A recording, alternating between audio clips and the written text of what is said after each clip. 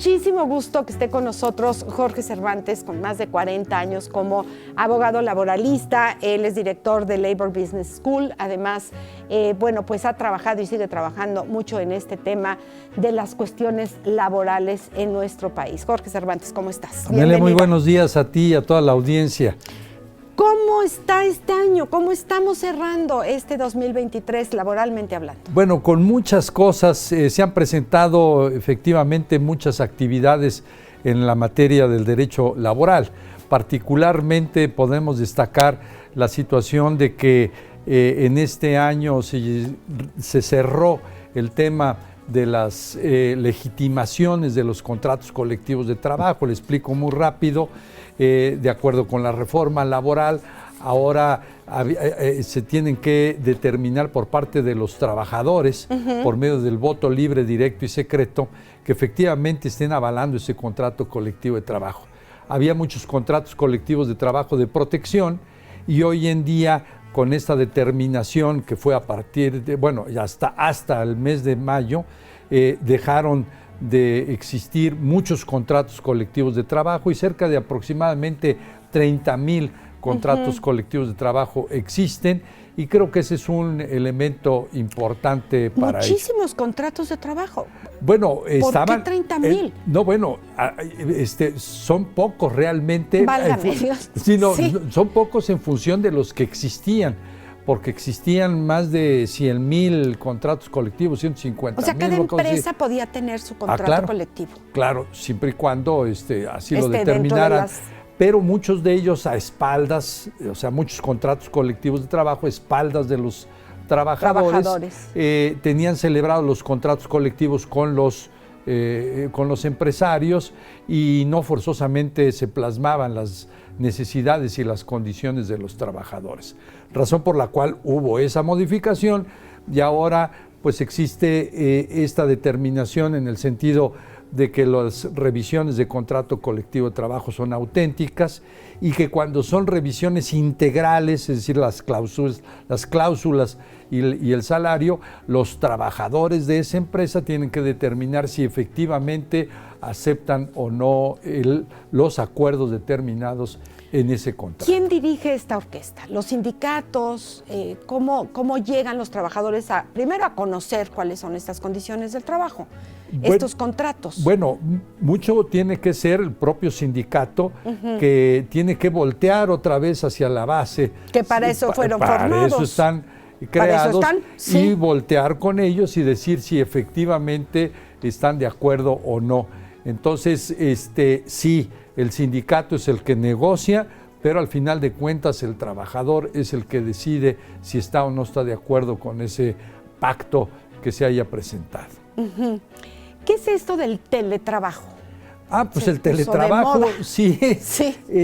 Pues mira, precisamente estamos muy a tiempo de ello porque se reformó la Ley Federal del Trabajo con motivo del COVID-19 y se creó la figura del teletrabajo, que más del 40% de tus actividades laborales las realices en un lugar distinto a tu centro convencional. El famoso home office. Bueno, ¿Es diferente? Es diferente, qué buena pregunta, es diferente porque el home office es de que a lo mejor el jueves ayer por la tarde o ayer no fui a mi trabajo normal y me llevé chamba a la tarde o en la noche y la desahogué.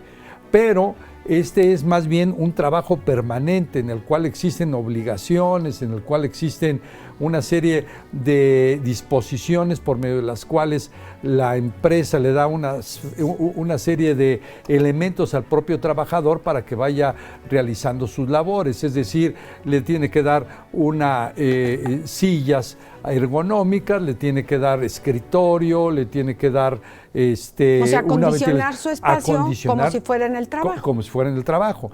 Y capacitarlo también y determinar una serie de medidas para saber si efectivamente está cumpliendo o no con su trabajo. Entonces, eso ya se dio, pero también acaba de entrar en vigor la norma oficial mexicana, la NOM 37, en la cual ya detalla con más particularidad qué es lo que tienen que hacer tanto los empleadores como los trabajadores en este tema de teletrabajo. Cada vez hay más empresas con este modelo de trabajo del teletrabajo. Bueno, sí, llegó para quedarse, Amelia. Okay. Llegó para quedarse.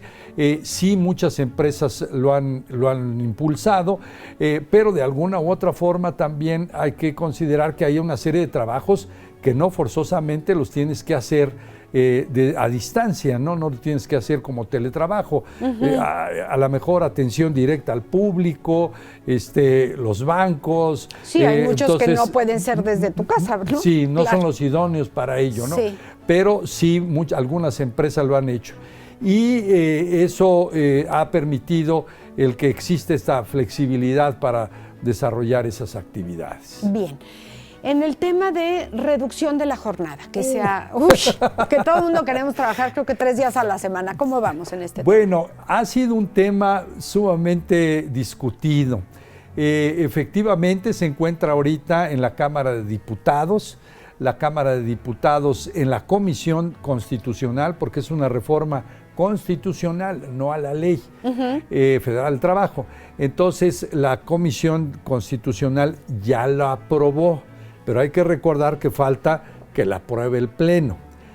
Antes de eso se llevó a cabo un parlamento abierto, y en ese parlamento abierto se expusieron todas las necesidades que había, tanto de los empleadores, de los sindicatos, de los académicos, para este efecto. Y ahí, por ejemplo, hubo manifestaciones en el sentido de que no debería de implementarse esta reforma de golpe y porrazo, que tenía que ser escalonada, como ha sucedido en Colombia, como ha sucedido en Chile, como ha sucedido en otras partes en Europa.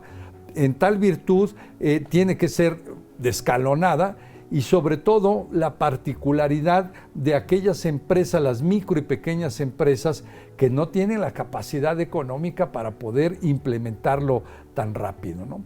También evaluar el costo, que es muy elevado, porque aquí tenemos la complejidad del tiempo extra, y ese tiempo extra es bastante oneroso para las empresas, y también por medio de determinar el tipo de industria. No es lo mismo un hospital, la industria aérea, salud, claro, la minera, los marinos, a una oficina convencional en la cual a lo mejor sin ningún problema puedes decir de los 6 días que trabajas y 1 que descansas, pues ahora vas a trabajar nada más 5 y vas a descansar 2. Entonces, bajo ese orden de ideas ha sido la discusión. Todavía no ha sido aprobada. El último punto es de que la Cámara de Diputados está considerando todas estas recomendaciones, tanto a nivel nacional como internacional, y está todavía la moneda en el aire de que tal vez la próxima semana a lo mejor sí salga aprobada, a lo mejor no. Entonces hay un 50% sí, un 50% no, pero mi opinión en lo particular es en el sentido de que muy probablemente esto se vaya a diferir para el siguiente periodo ordinario de sesiones del Poder Legislativo, sobre todo, como lo señalaba, se trata de una reforma constitucional, tiene que pasar de Cámara de Diputados a Cámara de Senadores y luego a las legislaturas de los estados. O sea que todavía falta. Todavía falta, y ojalá que sea escalonada y no sea de un golpe y porrazo. Sí, no sería posible,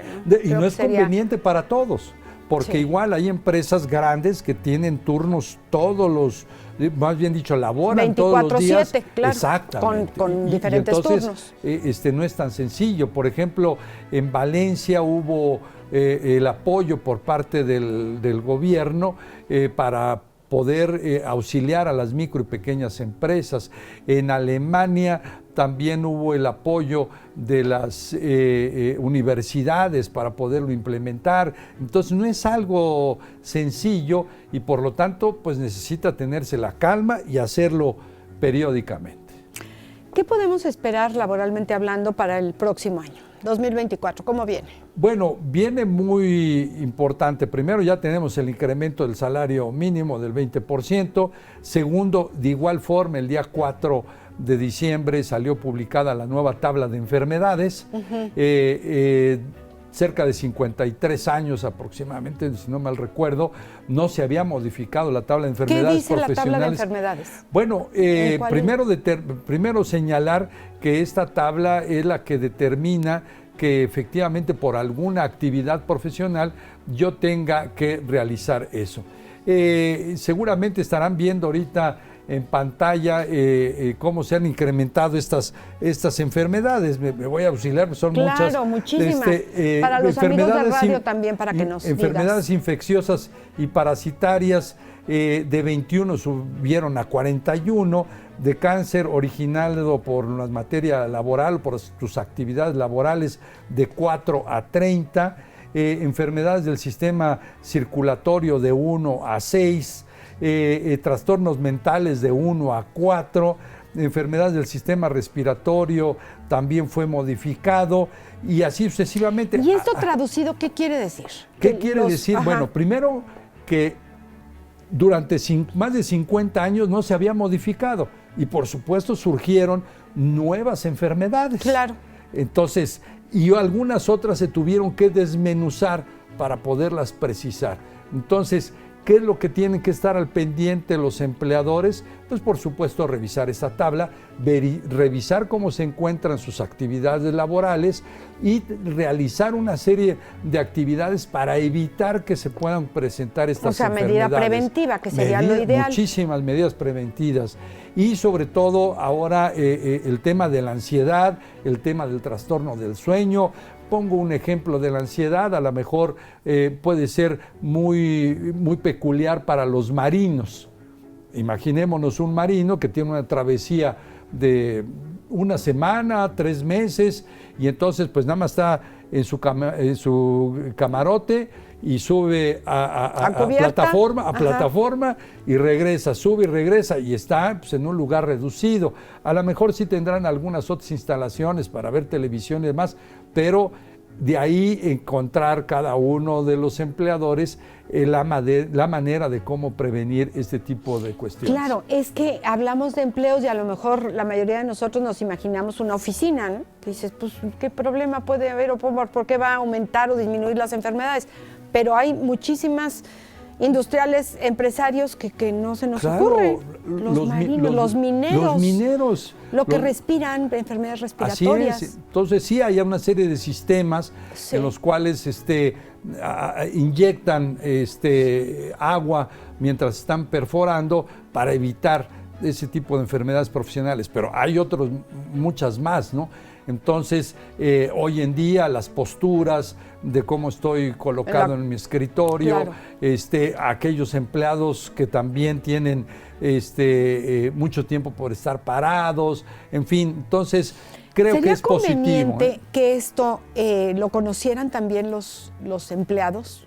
Digo, sí, claro. Ya con que lo conozcan los empleadores, pero nosotros como empleados tendríamos que saber qué sí, qué no, cuáles son las enfermedades que están en esta tabla. Sí, es fundamental. Yo siento que todo esto debe de conocerlo los trabajadores para que estén bien informados, para que sepan cuáles son esas condiciones que pueden tener riesgos y que conjuntamente en un diálogo muy abierto con el empleador puedas decir, bueno, de qué manera podemos manejarlo, ¿no?